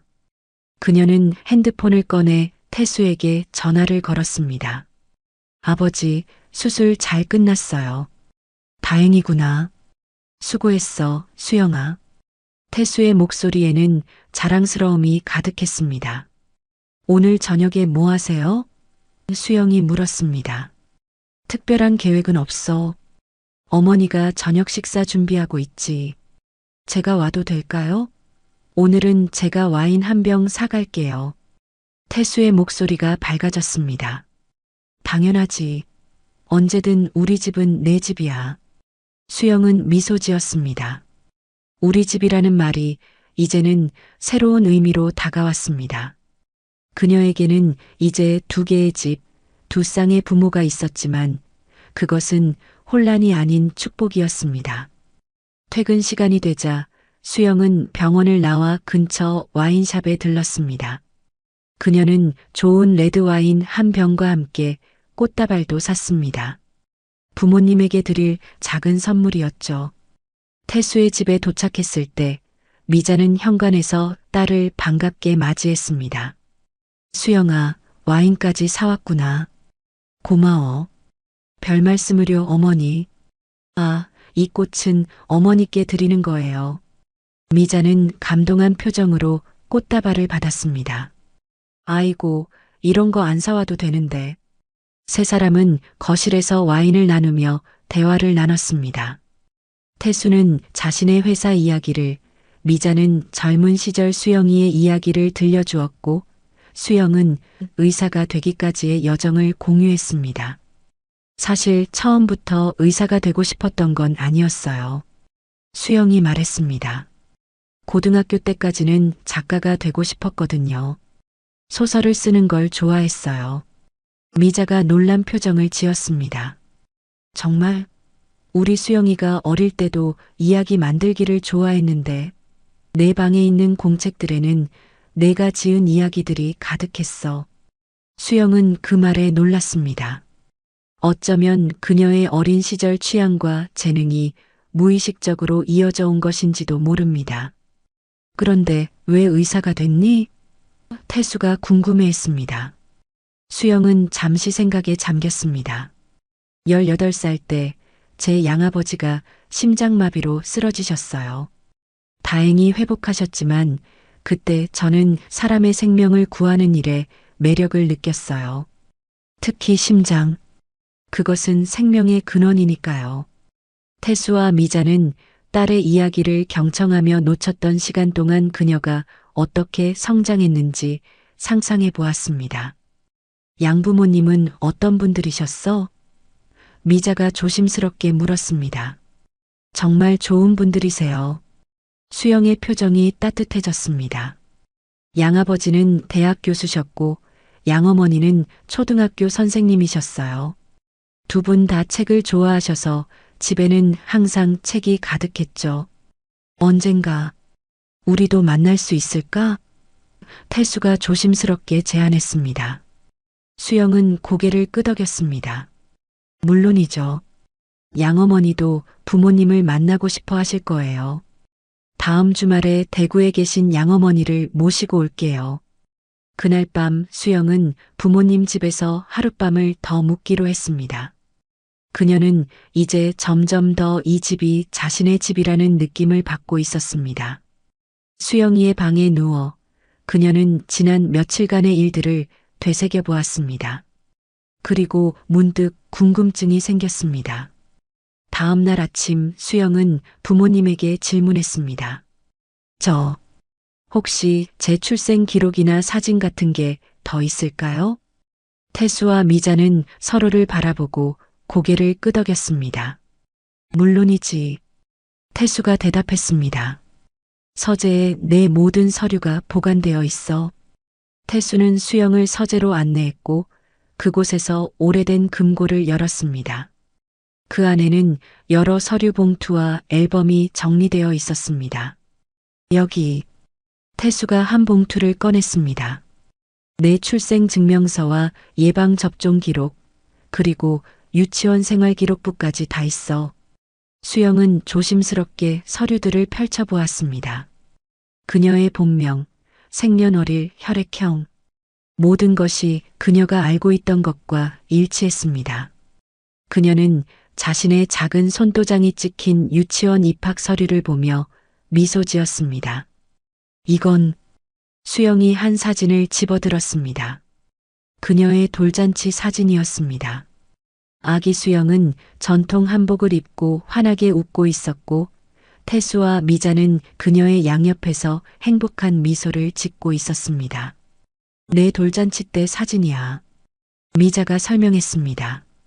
그날 내가 연필을 집었지. 학자가 될 거라고 모두들 좋아했었어. 수영의 눈에 눈물이 고였습니다. 그녀는 자신의 어린 시절, 자신의 시작점을 보고 있었습니다. 그것은 그저 사진 한 장이 아니라 그녀의 정체성의 일부였습니다. 이것도 있어. 태수가 작은 상자를 건넸습니다. 수영이 상자를 열자 그 안에는 작은 금 팔찌가 있었습니다.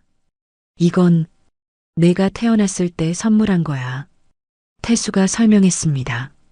내 이름과 생년월일이 새겨져 있어. 수영은 팔찌를 천천히 들어 올려 살펴보았습니다. 그것은 오래되었지만 여전히 아름다웠고 그녀의 이름 김수영이 선명하게 새겨져 있었습니다. 내가 사라진 날, 이 팔찌도 함께 사라졌어. 미자가 말했습니다. 아마도 내가 그날 차고 있었을 거야. 수영은 갑자기 무언가를 기억해냈습니다.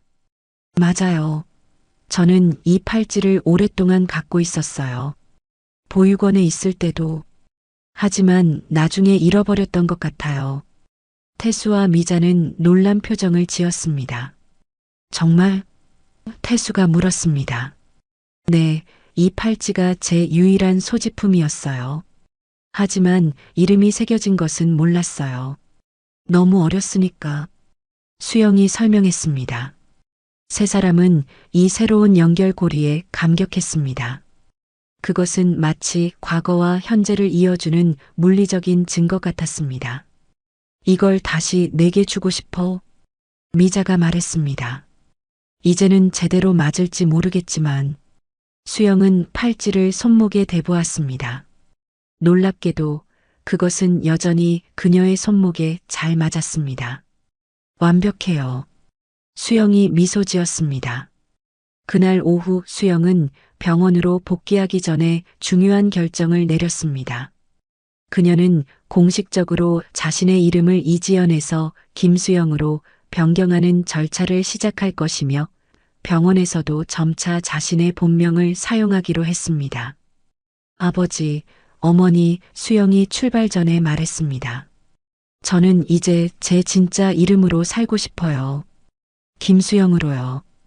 태수와 미자는 기쁨에 찬 표정으로 딸을 바라보았습니다. 그럼 정말 좋겠구나. 태수가 말했습니다. 수영은 다음 주 양어머니와의 만남을 약속하고 병원으로 향했습니다. 그녀의 마음은 이제 더 가볍고 평화로웠습니다. 병원에 도착한 수영은 병원장을 만나기로 했습니다. 그녀는 자신의 상황을 설명하고 이름 변경에 대한 이해를 구하고 싶었습니다. 정말 놀라운 일이군요. 이지연 선생님. 병원장이 말했습니다. 아니, 이제는 김수영 선생님이라고 불러야 할까요? 수영은 미소 지었습니다. 아직 공식적인 절차가 끝나지 않았으니 당분간은 두 이름을 함께 사용하면 좋을 것 같습니다. 병원장은 이해를 표했고 필요한 행정적 지원을 약속했습니다. 또한 그는 수영의 이야기에 깊은 감동을 받았다며 이런 기적적인 재회가 있다는 것이 많은 사람들에게 희망이 될 수 있을 것이라고 말했습니다. 그날 저녁 수영은 자신의 아파트에 돌아와 양어머니에게 전화를 걸었습니다. 다음 주에 생물학적 부모님과의 만남에 대해 이야기하기 위해서였습니다. 어머니, 다음 주 토요일에 시간 되세요? 그럼 수영아. 무슨 일이니? 제 친부모님이 어머니를 만나고 싶어 하세요. 괜찮으실까요? 잠시 침묵이 흘렀습니다. 그리고 양어머니의 따뜻한 목소리가 들렸습니다. 물론이지, 수영아. 나도 그분들을 만나 뵙고 싶어. 그분들이 이렇게 훌륭한 딸을 세상에 주셨으니까. 수영은 눈물을 참으며 미소 지었습니다. 그녀의 양어머니는 항상 이해심이 깊고 너그러웠습니다. 감사해요, 어머니. 제가 토요일에 대구로 내려갈게요. 전화를 끊은 후 수영은 창가에 서서 밤하늘을 바라보았습니다. 그녀의 마음은 충만했습니다. 앞으로의 삶에 대한 기대와 함께 과거의 상처가 치유되는 느낌이 들었습니다. 토요일 아침 수영은 일찍 일어나 대구행 KTX를 탔습니다. 창밖으로 흘러가는 풍경을 바라보며 그녀는 지난 일주일간의 변화를 되새겨 보았습니다. 병원에서는 그녀의 이야기가 조금씩 알려지기 시작했고 동료들은 놀라움과 함께 축하의 말을 전했습니다. 그녀는 이제 공식적으로 이지연에서 김수영으로 이름을 변경하는 법적 절차를 시작했고 병원에서도 두 이름을 병행해 사용하고 있었습니다.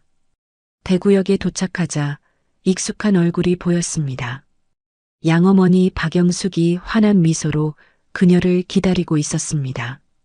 어머니, 수영이 반갑게 양어머니를 안았습니다. 수영아, 잘 왔구나. 영숙이 딸의 얼굴을 살폈습니다. 얼굴이 밝아 보이네. 행복해 보여. 수영은 미소 지었습니다. 네, 정말 행복해요, 어머니. 두 사람은 영숙의 집으로 향했습니다. 영숙은 70대 중반의 나이에도 여전히 활기차고 건강했습니다. 남편을 일찍 여인 후에도 그녀는 지역 도서관에서 자원봉사를 하며 적극적인 삶을 살고 있었습니다. 집에 도착해 차를 마시며 수영은 지난 며칠간의 일들을 상세히 이야기했습니다. 어떻게 친부모를 만나게 되었는지, 그들과의 첫 만남이 어땠는지, 그리고 조금씩 기억이 돌아오는 경험까지. 정말 놀라운 일이구나. 영숙이 감동한 목소리로 말했습니다. 내가 그토록 궁금해하던 과거를 찾게 되다니. 수영은 양어머니의 손을 잡았습니다. 어머니, 걱정 마세요. 제 마음속 어머니의 자리는 변함없어요. 어머니와 아버지가 없었다면 제가 지금의 저로 성장할 수 없었을 거예요. 영숙의 눈에 눈물이 고였습니다. 고마워, 수영아. 사실 처음 전화를 받았을 때는 조금 두려웠어. 내가 우리를 떠나게 될까봐. 그럴 일 없어요, 어머니. 수영이 단호하게 말했습니다. 저는 그저 제 퍼즐의 모든 조각을 찾은 것뿐이에요. 어머니와 아버지는 제 삶의 가장 중요한 부분이었고, 앞으로도 그럴 거예요. 영숙은 안도의 미소를 지었습니다. 그래. 이제 우리 모두 가족이 된 거네. 점심을 먹은 후 두 사람은 서울로 출발했습니다. 기차 안에서 영숙은 조금 긴장한 듯 보였습니다. 그분들은 어떤 분들이니? 영숙이 물었습니다. 수영은 태수와 미자에 대해 설명했습니다. 은퇴한 기업 회장인 아버지, 따뜻하고 사려 깊은 어머니, 그리고 그들이 30년 동안 어떻게 딸을 그리워했는지에 대해서요. 그분들은 정말 좋은 분들이세요, 어머니. 그리고 어머니를 만나고 싶어 하세요. 저를 이렇게 잘 키워주신 것에 감사하고 싶대요. 영숙은 고개를 끄덕였습니다. 나도 그분들을 만나고 싶어. 우리 수영이를 세상에 보내주신 분들이니까. 서울에 도착하자 태수가 직접 차를 몰고 역으로 마중 나와 있었습니다. 그는 영숙을 보자마자 공손하게 인사했습니다. 안녕하세요, 박영숙 여사님. 만나 뵙게 되어 정말 기쁩니다. 저는 김태수입니다. 영숙도 공손하게 인사를 건넸습니다. 저야말로 만나 뵙게 되어 영광입니다. 이렇게 훌륭한 딸을 두셨군요. 태수는 영숙의 짐을 차에 싣고 세 사람은 태수의 집으로 향했습니다. 차 안에서 약간의 긴장감이 흐르는 듯했지만 수영이 자연스럽게 대화를 이끌며 분위기를 풀었습니다. 집에 도착하자 미자가 현관에서 기다리고 있었습니다. 그녀는 영숙을 보자마자 따뜻한 미소를 지었습니다. 어서 오세요, 박영숙님. 저는 박미자입니다. 정말 만나 뵙고 싶었어요. 영숙도 미자에게 미소 지었습니다. 저도 그랬어요. 우리 수영이의 어머니를 만나다니 정말 감격스럽네요. 네 사람은 거실로 들어가 자리에 앉았습니다. 미자는 정성스럽게 준비한 다과를 내왔고 태수는 좋은 차를 준비했습니다. 처음에는 어색한 침묵이 흘렀지만 곧 태수가 입을 열었습니다. 박영숙님, 정말 감사드립니다. 우리 수영이를 이렇게 훌륭하게 키워주셔서. 영숙의 눈에 눈물이 고였습니다. 저야말로 감사해요. 수영이는 우리 가정의 축복이었어요. 처음 만났을 때부터 특별한 아이였죠. 미자도 눈물을 참으며 물었습니다. 혹시 수영이가 처음 왔을 때 어땠는지 들려주실 수 있을까요? 영숙은 천천히 고개를 끄덕이고 이야기를 시작했습니다. 2002년이었어요. 당시 저희 부부는 아이가 없어서 입양을 고려하고 있었죠. 그때 지인을 통해 천사의 집 보육원을 소개받았어요. 그곳에서 처음 수영이를 만났을 때 그 아이는 조용하고 슬픈 눈을 가지고 있었어요. 다른 아이들과 어울리지 않고 항상 창가에 앉아 밖을 바라보곤 했죠. 태수와 미자는 숨을 죽이고 영숙의 이야기를 들었습니다. 수영도 자신이 알지 못했던 과거의 조각을 듣고 있었습니다. 수영이는 자신의 이름이 수영이라는 것만 알고 있었어요. 성은 기억하지 못했죠. 보육원에서는 그 아이가 어떻게 왔는지 자세한 정보가 없었습니다. 단지 어떤 여성이 아이를 데려왔고 이 아이의 이름은 수영이라고만 말했다고 해요. 그런데 미자가 물었습니다. 어떻게 이지연이라는 이름을 갖게 된 건가요? 영숙이 설명했습니다. 입양 과정에서 아이에게 새로운 이름을 지어주는 것이 일반적이었어요. 하지만 수영이가 자신의 이름에 대한 기억이 있었기 때문에 우리는 그 이름을 완전히 지우고 싶지 않았죠. 그래서 지연이라는 이름을 주고 수영은 그녀의 과거의 일부로 남겨두었어요. 아이는 적응을 잘했나요? 태수가 물었습니다. 영숙은 미소 지었습니다. 처음에는 어려웠어요. 수영이는 종종 악몽을 꾸곤 했고 엄마 아빠를 찾았죠. 하지만 시간이 지나면서 점차 적응해 갔어요. 그리고 놀랍게도 정말 빠르게 배웠어요. 특히 책을 정말 좋아했죠. 미자가 눈물을 닦으며 말했습니다. 우리 수영이가 책 읽는 걸 정말 좋아했어요. 4살 때부터 글자를 알았죠. 영숙이 놀란 표정을 지었습니다. 정말요? 수영이가 처음 우리 집에 왔을 때도 또래보다 책을 훨씬 잘 읽었어요. 그것이 그녀의 빠른 학습 능력의 비결이었던 것 같아요. 대화가 계속되면서 4사람은 점점 더 편안해졌습니다. 그들은 수영의 성장 과정에 대한 이야기를 나누었고, 때로는 웃고, 때로는 함께 눈물을 흘렸습니다. 그것은 단순한 만남이 아니라 한 아이를 중심으로 이어진 두 가족의 연결이었습니다. 저녁 식사 시간이 되었을 때 미자는 영숙을 부엌으로 초대했습니다. 두 여성은 함께 식사를 준비하며 더 깊은 대화를 나눴습니다. 박영숙님, 정말 감사해요. 미자가 진심 어린 목소리로 말했습니다. 당신이 없었다면 우리 수영이는 어떻게 됐을지. 영숙은 미자의 손을 잡았습니다. 서로 감사할 필요 없어요. 우리는 이제 한 가족이니까요. 수영이를 통해 연결된 가족. 거실에서는 태수와 수영이 이야기를 나누고 있었습니다. 아버지, 어떠세요? 수영이 물었습니다. 태수는 따뜻한 미소를 지었습니다. 정말 좋은 분이시구나. 내 양어머니. 이제 우리 모두가 한 가족이 된 것 같아 기쁘다. 저녁 식사는 화기애애한 분위기에서 진행되었습니다. 4사람은 마치 오래된 친구들처럼 대화를 나누며 서로의 이야기를 들었습니다. 영숙은 수영이 어떻게 의대에 진학하게 되었는지, 그리고 어떻게 최고의 심장 전문의가 되었는지 자랑스럽게 이야기했습니다. 태수와 미자는 수영의 어린 시절 이야기와 함께 그들이 어떻게 30년 동안 딸을 찾아왔는지 이야기했습니다.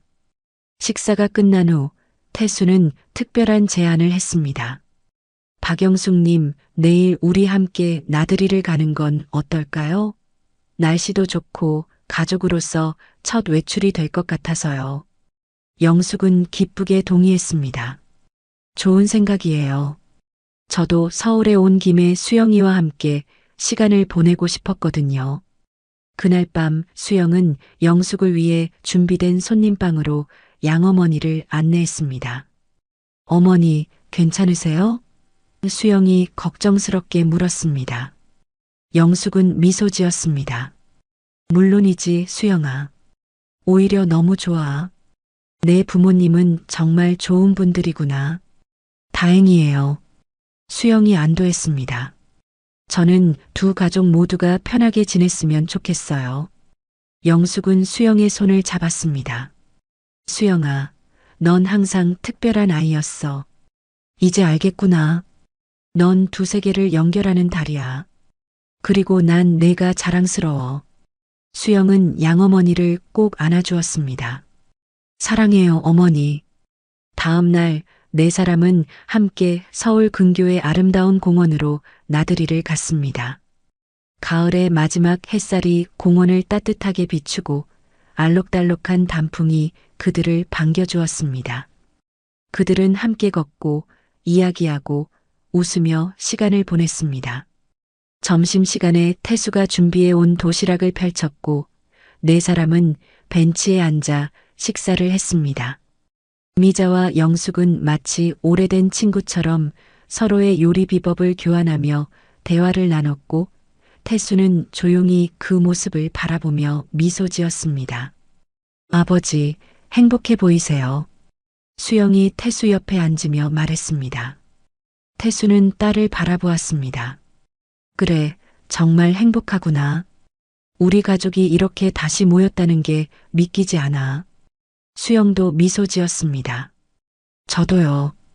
이제 우리에겐 2배의 가족이 생겼네요. 오후가 되자 그들은 공원 호수 주변을 산책했습니다. 태수는 카메라를 꺼내 4사람의 사진을 찍었습니다. 첫 번째 가족 사진이었죠. 이제 어떻게 할 계획이니? 산책하는 동안 영숙이 수영에게 물었습니다. 일단 이름 변경 절차를 마무리할 거예요. 그리고 2 가족 모두와 시간을 보내려고요. 어머니, 앞으로도 자주 서울에 오실 수 있겠죠?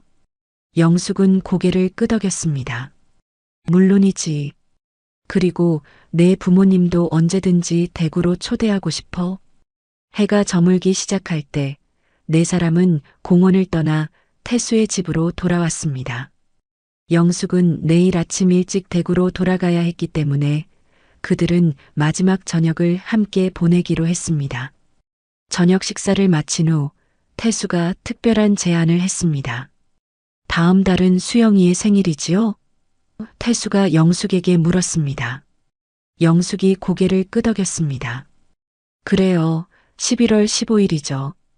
우리 모두 함께 축하하면 어떨까요? 가족 모두가 모여서요. 영숙은 기쁘게 동의했습니다. 좋은 생각이에요. 수영이의 50번째 생일을 함께 축하할 수 있다니 정말 기쁘네요. 수영은 감동한 표정으로 2 부모를 바라보았습니다. 그녀의 50번째 생일. 그것은 단순한 생일이 아니라 그녀의 삶의 새로운 시작을 의미했습니다. 다음 날 아침 수영은 양어머니를 역까지 배웅했습니다. 태수와 미자도 함께했죠. 정말 즐거웠어요. 영숙이 태수와 미자에게 말했습니다. 초대해 주셔서 감사합니다. 저희야말로 감사드립니다. 미자가 영숙의 손을 잡았습니다. 우리 수영이를 이렇게 훌륭하게 키워주셔서. 기차가 도착하기 전 4사람은 마지막 작별 인사를 나눴습니다. 그것은 슬픈 이별이 아니라 새로운 시작을 약속하는 헤어짐이었습니다. 다음 달에 뵐게요. 수영이 양어머니를 꼭 안아주며 말했습니다. 영숙이 떠난 후 수영은 태수와 미자와 함께 집으로 돌아왔습니다. 그들은 거실 소파에 앉아 지난 이틀간의 경험을 되새겼습니다. 수영아, 내 양어머니는 정말 훌륭한 분이시구나. 태수가 말했습니다. 네, 그래요. 수영이 동의했습니다.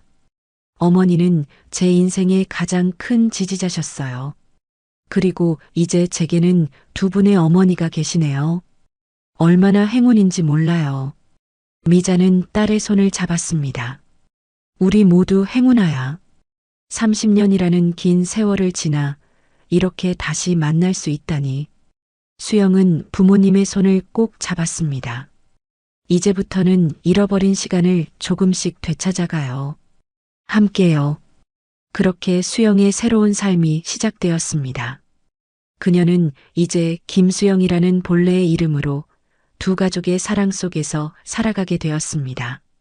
한 번은 잃어버렸지만 결국 찾게 된 그녀의 정체성과 함께요. 30년이라는 긴 시간이 흘렀지만 가족의 사랑은 그 어떤 시간도 초월한다는 것을 그들은 깨달았습니다. 그리고 때로는 기적이 일어나기도 한다는 것을요. 미라클이란 단어가 그들의 재회를 가장 잘 설명해주는 말이었습니다. 수영은 자신의 이름표를 김수영으로 바꾼 첫날 병원 창밖으로 보이는 서울의 풍경을 바라보았습니다. 그녀의 마음은 평온했고 그녀의 영혼은 완전해졌습니다. 이제 그녀는 자신이 누구인지 알았고 어디에서 왔는지 알았으며 어디로 가고 있는지도 알게 되었습니다. 김수영 의사 선생님, 응급 환자가 왔습니다.